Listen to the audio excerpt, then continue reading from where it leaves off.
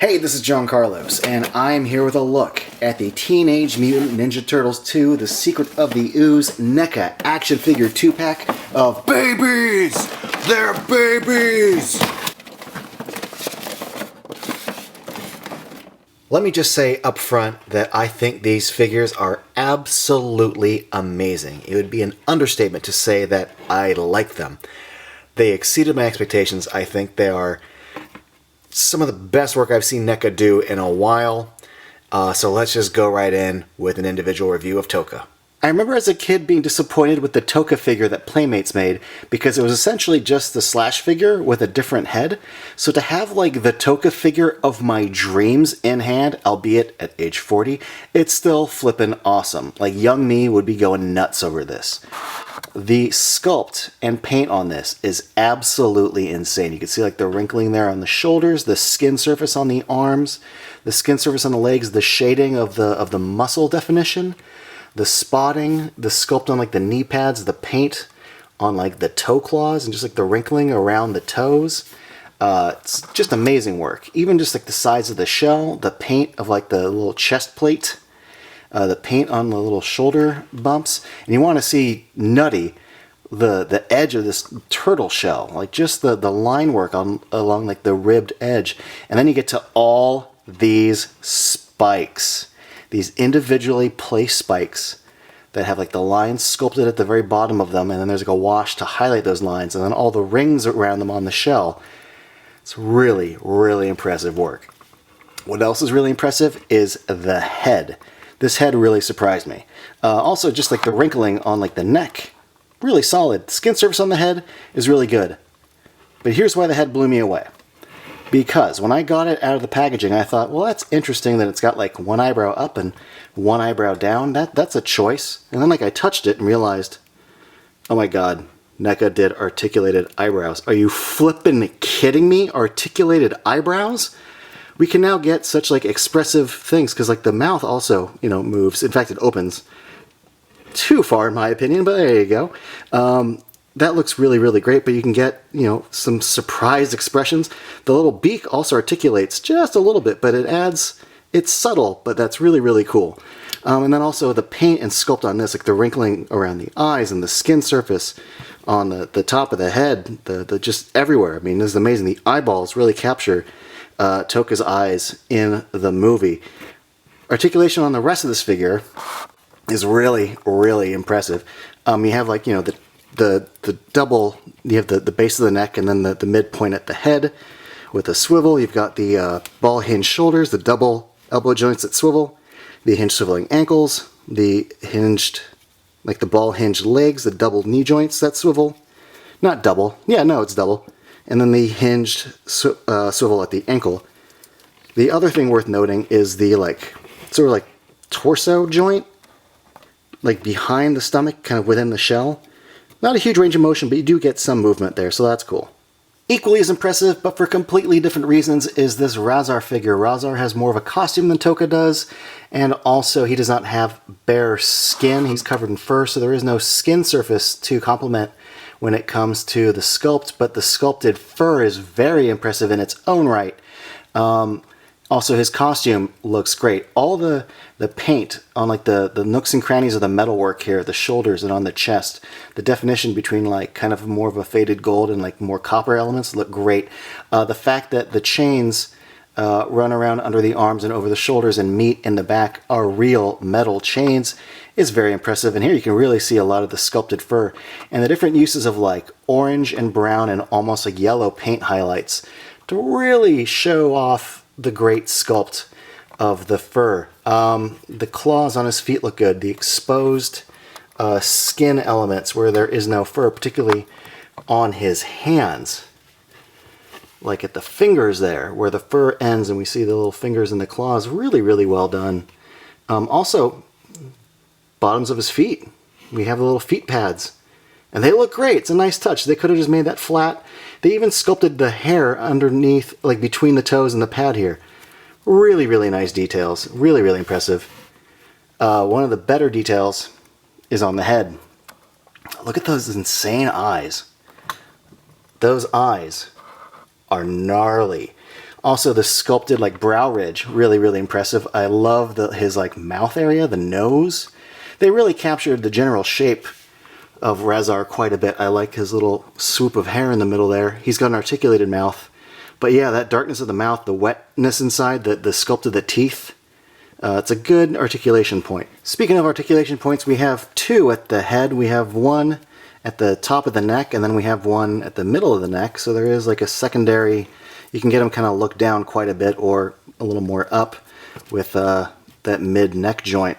We have the hinged swiveling wrists. We have the double elbow joints that swivel. We have the ball hinged shoulders. We've got a mid torso. That's pretty effective actually. We have the ball hinged at the top of the leg. We have this little diaper underneath. That's fun. We have a single swiveling knee joint and the hinged swiveling ankle joints. And then these wrists do hinge side to side. Now these two come with a decent amount of accessories. We have Tokka's tighter grip hands, and then we have his wider grip hands. Razar also comes with tight grip hands, and then slightly wider grip hands. You can see here that, like with the right hand, it's very, very similar. It's just a little bit tighter at the pinky here. The pinky's a little bit looser there. And then when it comes to the left hands, again, they're very similar. You can just see a slightly wider grip there. The pinkies are a little bit tighter. It's a little more open there. We also have Razar's little makeshift shield. And again, the metal paint on this, it's really, really good. It's got straps. At first I thought they were broken, but they're not broken. They just sort of fit over the arm, but I love the metal work on that. It's a good sculpt too. We also have this wooden post. Actually a really good sculpt and really good paint, considering it's just like a hunk of wood.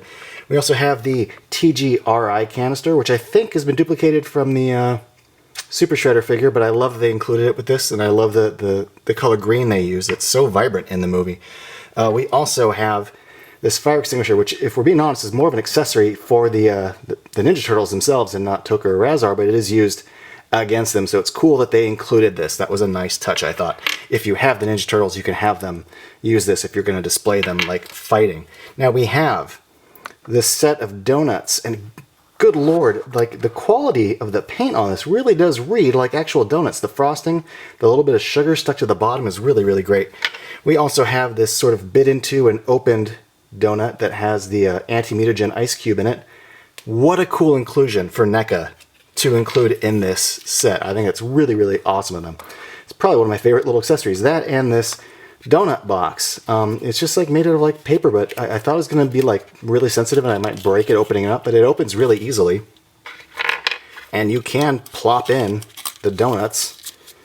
And there you go, look at that. That's some screen accurate accessorizing right there. That is awesome. Lastly, we have this metal pole. One thing worth noting about this metal pole is that even though there's not like a wire in it to keep it stable, it is very bendy, which is appropriate because Razar like actually takes it and bends it. Granted, he's not wearing this full costume that the figure is, that the figure is, but he's more just like he's freshly released out of the cage. He's just in a diaper. But still, that the fact that they included this and they made it bendy is really cool. See, look at that bendy pole. Here's a look at Razar with his shield, and then here's a look at the inside of the shield, so you can just see how the straps fit over the hand and loop around the arm. I'm noticing that most of the accessories that are included with this, between the two characters, are Razar-specific accessories. I will note, despite the good articulation, you can't get this is about as far down as you can get his head to look. So if you want him to look at the eaten donut, you kind of have to crunch him at the torso and really bring the hand up via the elbow joint. Hey, look at that, it's Tokka. He can hold a wooden post. Man, I gotta say, this little torso crunch on Tokka, it's subtle in its range of motion, but it's still very effective. It's worth noting that the fire extinguisher, the donuts in the box of donuts, and the canister, it's cool they included them, but they really are accessories for the other Ninja Turtles if you already have them or plan on getting them. Speaking of the other Ninja Turtles, I just want to give you guys a little bit of a height comparison. So here they are next to Raphael. You can see how they do tower over him. And that's with him with straight legs, whereas they're bent at the knees. And they're still taller, as they should be, considering they do kind of tower over the turtles in the movie. These two are absolute monsters, and I don't just say that because the characters are monsters, but these figures are monsters.